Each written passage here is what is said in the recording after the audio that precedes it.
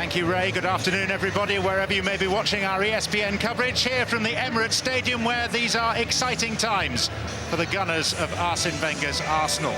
Not that they need a boost at the moment, but they've got one anyway because of the return to action of Cesc Fàbregas after the latest in a series of hamstring injuries. Having had a clear week, Arsenal also welcome back Alex Song from suspension, leaving Van Persie, Gallas and Ramsey as the long-term absentees. Aboué is preferred to Sagna. Nasri gets the nod over Walcott, whilst the artful Andre Arshavin plays his 50th game as a Gunner. Well, you're going to say this is normal system now, but it's not just to welcome back Fabregas, who's a massive player for this team, but you've got to look at the form of Nasri, Arshavin and Betner. Can this back six really of West Ham contain them? Arsene Wenger still has the odd wistful moment over the day he sold Matthew Upson. Whether West Ham can afford to keep him is open to question, but for now he's central to their survival hopes.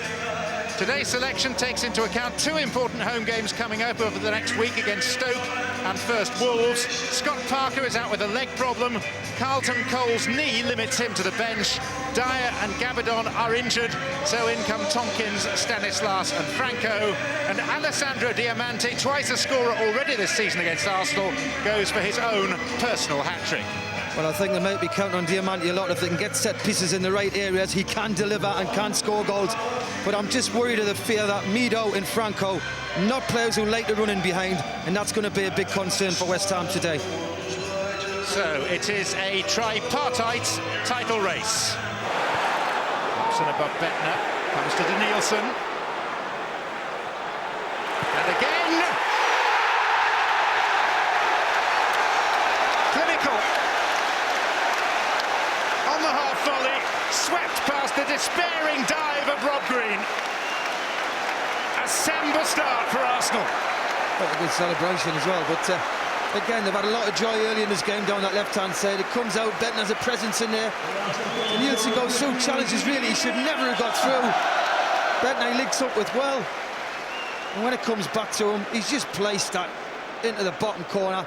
Robert Green, not a lot of chance. Lovely strike, bottom corner. Green just cannot get his left arm out to reach it. And not a bad celebration. Stylish like so much else about Arsenal. Sixth goal of the season for the Brazilian. Denílson began the season in goal-scoring form as Arsenal banged in 6 at Goodison Park. He's never been a regular scorer for Arsenal in the past, but his tally is reaching the realms of being impressive now for a sitting midfield man. He's another player, John, who's developed. If at all. But it's animated and it's fairly heated as the two make their way down the Emirates tunnel. The half-time score is Arsenal 1, West Ham 0. Well, it can all change in a second. Arsenal were comfortably in front at the Emirates. A great goal, but then a drama. Arsenal fans, well, Martin Atkinson might be the referee, but Arsenal fans think Baldrick is running the line. All square. The weather's changed at the Emirates. It's absolutely pouring down. Absolutely soaking at the Emirates at the moment. 4 live games to bring you from around Europe tomorrow on ESPN. We start in Russia at 11 AM with Zenit versus Spartak Moscow. Then it's to Italy for AC Milan against Napoli. In Germany, it's Wolfsburg against Hertha Berlin. And then back to Italy for Sampdoria versus Juventus. Let's look again at West Ham's missed penalty. And Shaka Hislop, goalkeepers, they cheat, don't they? They do. But you look at it in his starting position and his heels are on the line. And when I was playing, I would start maybe with my toes and get that little half a yard. Phil Sharp wasn't particularly sharp there. Back to the ESPN commentary team, it's Chris Waddle and John Champion. All on his arm, he just had to hit it with the outside of his foot and he was in. Spectre robbed. Here's Aboué. Around Upson. Faced by Deprella. Fabregas. Big appeal. Penalty for handball. Matthew Upson. Yeah, definitely on board, and he's been booked, hasn't he, Matthew Upson? But he has. The referee's going to do nothing about that. The referee, the crowd are shouting for it, but it's a definite handball and a definite penalty. Have a look at the penalty. There we are. Great tackle there by Fabregas. although he's been a handful all day. Lovely little ball, and yes, Upson raises his hand, blocks the little bit of skill by Fabregas, tries to dink it one side to get it the other side, and it's a clear penalty, and I'm surprised the referee never reacted to that. It'd already been booked. No doubts about that award, unlike the one to West Ham at the end of the first half. Rain dripping from his brow.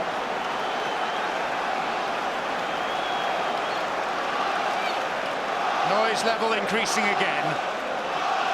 The summit of the Barclays Premier League awaits Arsenal, and Fabregas has put them there.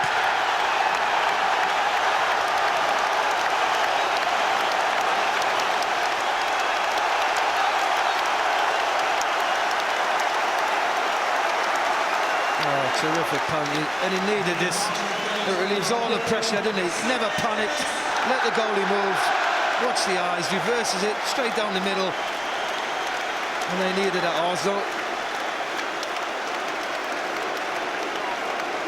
6 wins on the spin looks to be the likely scenario, and 7 games still to play as Arsenal hit the front in an enthralling title race.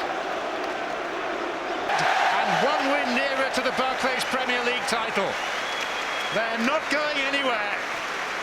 And even with 10 men, too strong for West Ham today, Denílson's early goal added to late on by Cesc Fàbregas with his 18th goal of a wonderful season from the penalty spot, following Upson's handball. The drama of the afternoon provided midway through when Vermaelen sent off for bringing down Guillermo Franco. How important in the final analysis will Manuel Almunia's penalty save from Diamante prove to be?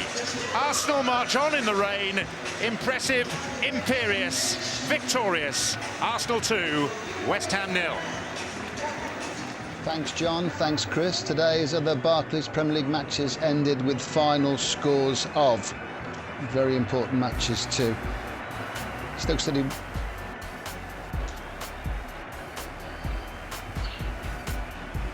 There's the scores. We'll take a look at them now. Aston Villa 2, Wolves 2, Everton 2, Bolton 0, Portsmouth 3, Hull City 2. The other scores today: Stoke City 1, Spurs 2, Sunderland beat Birmingham by 3 goals to 1, and it was Wigan 1, Burnley 0. No confusion at all about what that does now to the Barclays Premier League table. Arsenal go top. Manchester United and Chelsea can respond tomorrow. Tottenham hold a 4-point cushion now in the Champions League place that comes with 4th. Manchester City, if they win their 2 games in hand, they'll take 4th place. They have tough games on the way. Aston Villa still in contention despite dropping points today. 3 points for Portsmouth. Pompey really want to make a point and finish within 9 of the safety mark. Their 9-point deduction officially ratified now. Hull and Burnley 3 points from safety. West Ham 3 points above a relegation place. Wolves 4, Wigan 7. Live sport still to come tonight here on ESPN. Includes Palermo versus Inter Milan at 7:45.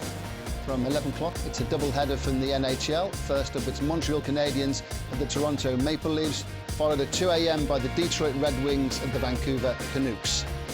And on Monday, in Between the Lines, we have an exclusive interview with Carlo Ancelotti. That's at 7:30. John Champion, Paddy Barclay and Billy Davis are guests in the studio. So, 10-man Arsenal go top of the table. 6 wins on the bounce now. Job done by the Gunners. It's over to Manchester United and Chelsea to respond. They were the Invincibles in 2004, the unlikely lads who were said to win the title this season. But Arsenal lead the race.